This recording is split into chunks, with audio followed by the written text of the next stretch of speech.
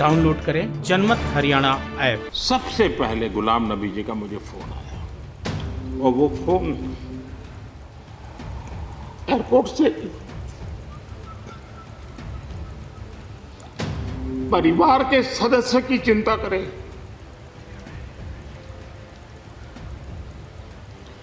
वैसी चिंता, लेकिन उसे कैसे पचाना,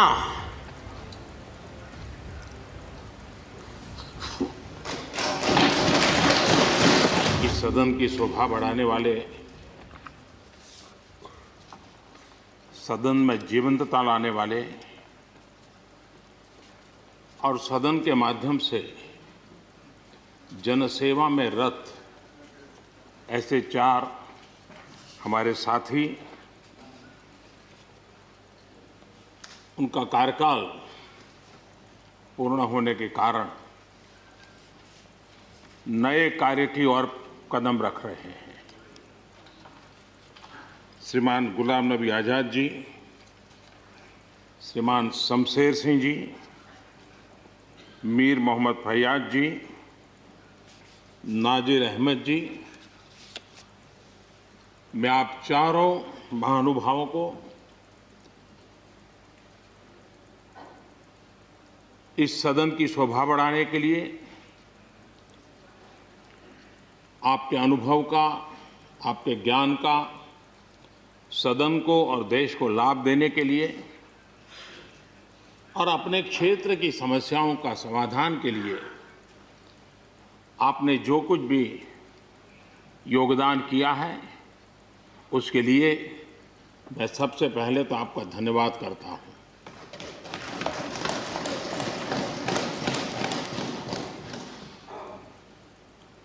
मीर मोहम्मद जी और नाजिर अहमद जी, ये दोनों ऐसे साथी,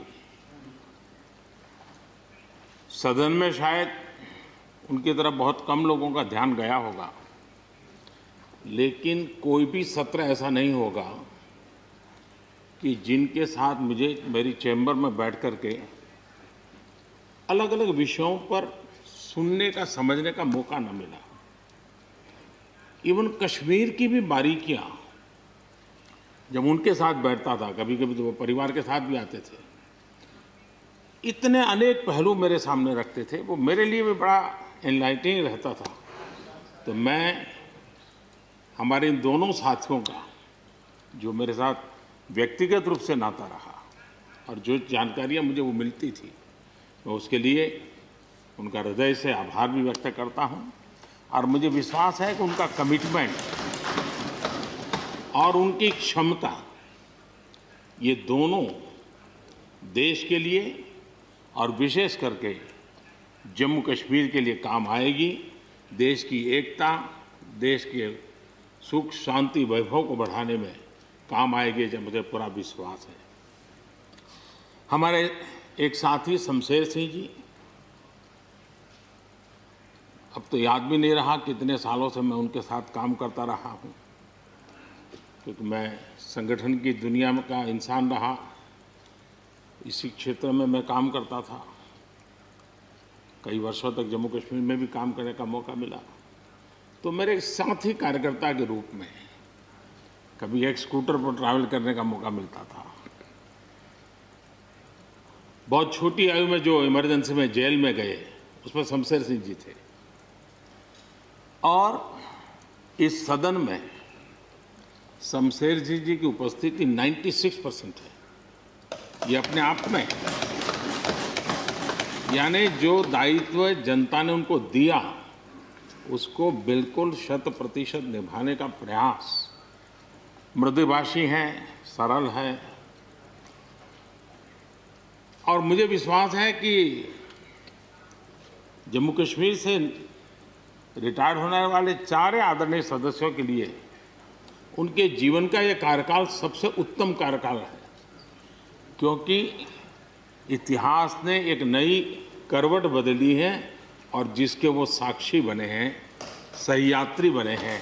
ये उनके जीवन की बहुत बड़ी घटना है। श्रीमान गुलाम नबी जी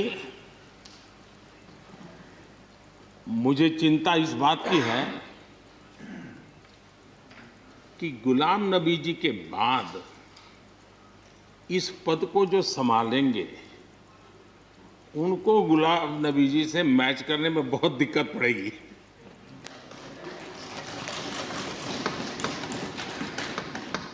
क्योंकि गुलाम नबी जी अपने दल की चिंता करते थे, लेकिन देश की और सदन की भी उतनी ही चिंता करते थे। ये छोटी बात नहीं है जी, ये बहुत बड़ी बात है जी। वरना अपोजिशन के लीडर के रूप में अपना दबदबा पैदा करना, ये सब मोह किसी को भी हो सकता है, लेकिन उन्होंने सदन से, मैं शरद पवार जी को भी इसी कैटेगरी में रखता हूं, वे सदन की और देश की चिंता को प्रायोरिटी देने वाले नेताओं में से रहे। गुलाम नबी जी ने बखूबी इस काम को निभाया है। मुझे याद है इस कोरोना काल में मैं एक फ्लोर लीडर्स की मीटिंग कर रहा था, तो उसी दिन गुलाम नबी जी का फोन आया। तो मोदी जी ये तो ठीक है आप करते हैं, लेकिन आप एक काम कीजिए, सभी पार्टी लीडर्स की मीटिंग जरूर बुलाइए। मुझे अच्छा लगा कि उन्होंने पार्टी लीडर्स के साथ, सभी पार्टी अध्यक्षों के साथ बैठने का मुझे सुझाव दिया, और मैंने उस मीटिंग को किया भी। वो गुलाम नबी जी के सुझाव पर किया था। और मुझे ये कहने में, यानी इस प्रकार का संपर्क, और उसका मूल कारण है कि उनको दोनों तरफ का अनुभव रहा है, सत्ता दल का भी और विपक्ष का। 28 साल कार्यकाल, ये अपने आप में बहुत बड़ी बात होती है जी। बहुत साल पहले की बात है, शायद अटल जी की सरकार होगी, मुझे याद नहीं रहा। मैं यहाँ सदन में किसी काम से आया था, मैं तो तब राजनीति में नहीं था, ये इलेक्टोरल पॉलिटिक्स में नहीं था, मैं संगठन का काम करता था। तो मैं और गुलाम नबी जी ऐसे ही लॉबी में गप्पे मार रहे थे। अब जैसा पत्रकारों का स्वभाव रहता है, बराबर नज़र लगाए बैठे थे कि ये दोनों का मेल कैसे हो सकता है। हम हंसी खुशी से बातें कर रहे थे, तो हम जैसे ही निकले तो पत्रकारों ने घेर लिया। गुलाम नबी जी ने बहुत बढ़िया जवाब दिया था। वो जवाब हम लोगों के लिए बहुत काम आने वाला है।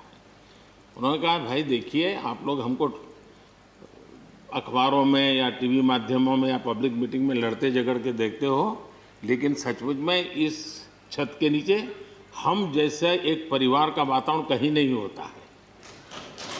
इतनी हमारी आत्महत्या होती है, इतने सुख दुख होते हैं। ये जो स्पिरिट है, वो स्पिरिट अपने आप में बहुत बड़ी बात होती है। गुलाम नबी जी का एक शौक शायद बहुत कम लोगों को पता होगा, और कभी उनके साथ बैठोगे तो बताएंगे। हम सरकारी बंगलों में रहते हैं, तो बंगले की दीवारें, अपना सोफा सेट, उसी के आसपास हमारा दिमाग रहता है। लेकिन गुलाम नबी जी ने उस बंगले में जो बगीचा बनाया है, यानी एक प्रकार से कश्मीर की घाटी की याद दिला दे, ऐसा बगीचा बनाया है। और इसका उनको गर्व भी है, वो समय देते हैं, नई नई चीज़ें जोड़ते हैं, और हर बार जब कंपटीशन होती है तो उनका बंगला नंबर 1 ले आता है। यानी अपने सरकारी जगह को भी कितने प्यार से संभालना, यानी बिल्कुल मन से उन्होंने इसको संभाला है। जब आप मुख्यमंत्री थे, मैं भी एक राज्य का मुख्यमंत्री के नाते काम करता था, हमारी बहुत गहरी निकटता रही उस कार्यकाल में।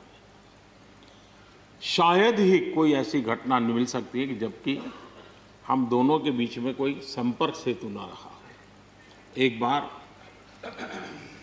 गुजरात के यात्री, क्योंकि जम्मू कश्मीर में जाने वाले टूरिस्ट में गुजरात बहुत बड़ा नंबर रहता है, और टेररिस्टों ने पर हमला कर दिया। करीब 8 लोग शायद मारे गए। सबसे पहले गुलाम नबी जी का मुझे फोन आया।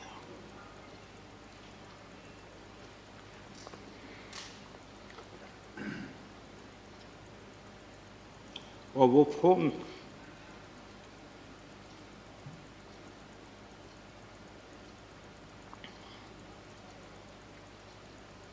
सिर्फ सूचना देने का नहीं था,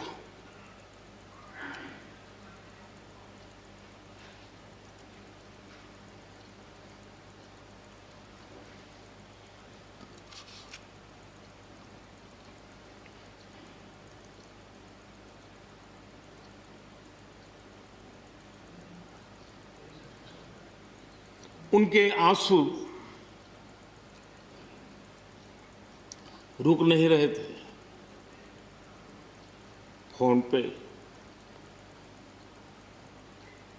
उस समय प्रणब मुखर्जी साहब डिफेंस मिनिस्टर थे। मैंने उनको फ़ोन किया, मैंने कहा साहब अगर फोर्स का हवाई जहाज़ मिल जाए डेड बॉडी को लाने के लिए। रात देर हो गई थी। प्रणब मुखर्जी साहब ने कहा आप चिंता मत कीजिए, मैं करता हूँ व्यवस्था। लेकिन रात में फिर गुलाम नबी जी का फोन आया। वे एयरपोर्ट थे।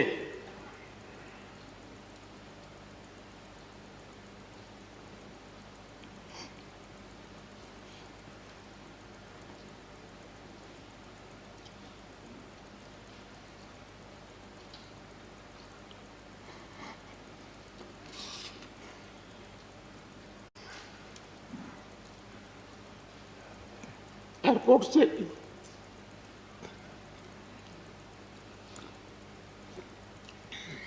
उन्होंने मुझे फोन किया और जैसे अपने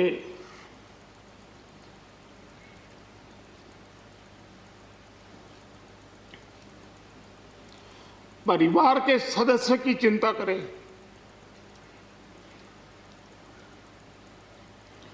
वैसी चिंता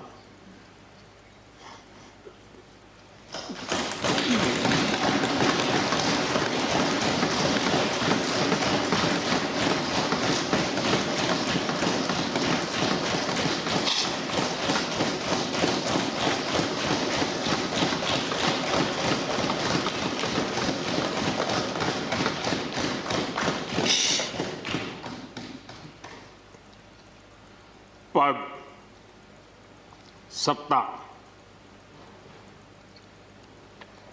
जीवन में आती रहती है, लेकिन उसे कैसे पचाना,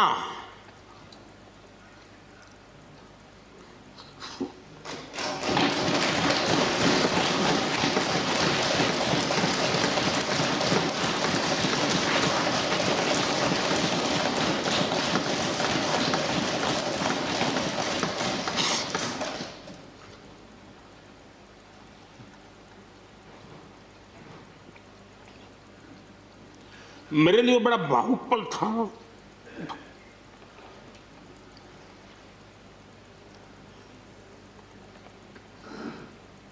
दूसरे दिन सुबह फोन आया कि मोदी जी सब लोग पहुंच गए।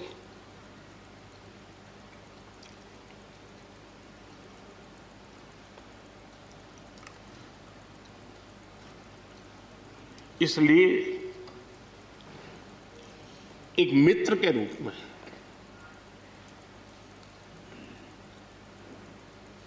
गुलाम नबी जी को घटना और अनुभव के आधार पर मैं आदर करता हूं।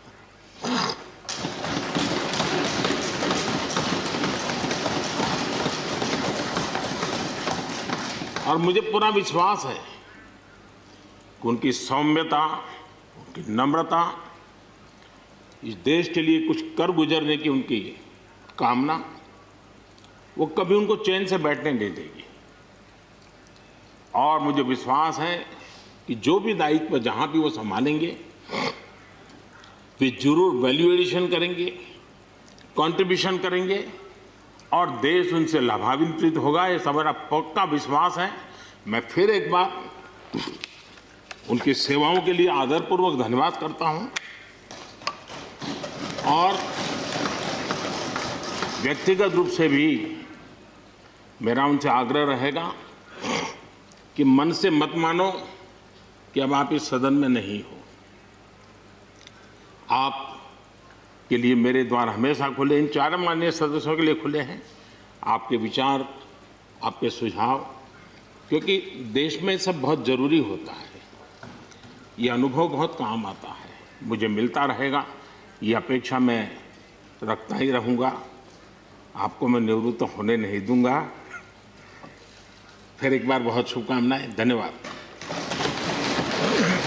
राजनीति के आगे, राजनीति के पीछे, हर हलचल को जानने के लिए हमारे YouTube चैनल जनमत हरियाणा को लाइक करें, सब्सक्राइब करें और अपडेट रहने के लिए बेल आइकन दबाना ना भूलें। देखते रहें जनमत हरियाणा, सच के अलावा कुछ भी नहीं।